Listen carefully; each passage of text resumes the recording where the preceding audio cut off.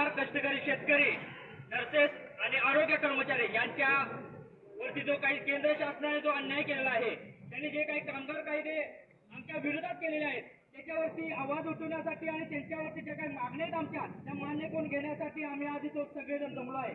प्रथम तुम्ही सर्वांचा आभारी आहे की सर्वजण इथे आला. आज जर बघितलं तर भारत आणि जगामध्ये कोरोनाची परिस्थिती असताना आज आम्ही एक नर्स किंवा आरोग्य क्षेत्र जर म्हटलं तर आमचं राज्याचं आणि देशाचं विकसित नाही आहे. आपल्याला सगळ्यांना दिसून आलं असेल कोरोनाची परिस्थिती बघितल्यानंतर. अनेक कोरोनाच्या काळामध्ये अनेक नर्सेसवरती अन्याय झाले, कामगारांवरती अन्याय झाले, भांडवलशाही मोठी झाली. आज जर बघायला गेलं कोरोनाचे टेस्ट 3,000 रुपये, त्याच्यानंतर HRCT करायला गेले 6,000 रुपये, भांडवलशाहीचं एका महिन्याचं उत्पन्न झालं 600 कोटी रुपये एका डायग्नोस्टिक सेंटरचं. तुमच्या लक्षात येईल का? पण आमचे नर्स 24 तास त्या PPE किट मध्ये काम करत होते, परंतु त्यांना कुठल्याही पद्धतीचं सवलत मिळाली नाही.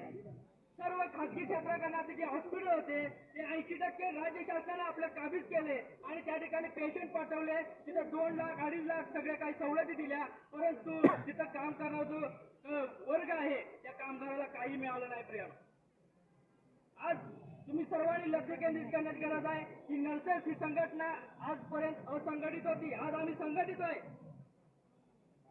संघटित राहून आज आम्ही शासनाला आमच्या मागण्या मान्य करण्यासाठी सांगत आहे. तर येणाऱ्या काळामध्ये आम्ही शांत बसणार नाही.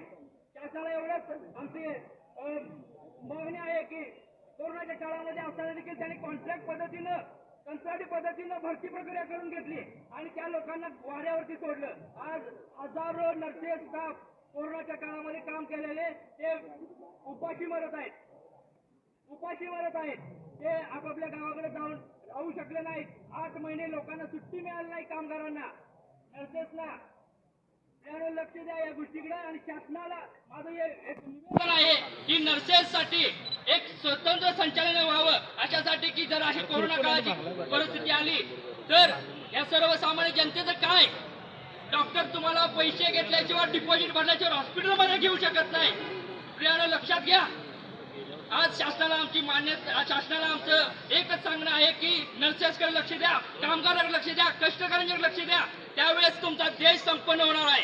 तेच डॉक्टर बाबासाहेब आंबेडकरांनी आमच्यासाठी कामगार कायद्यामध्ये या सगळ्या तरतुदी करून ठेवल्या होत्या. त्यामध्ये छेडछाड करण्याचा तुमचा अधिकार नाही.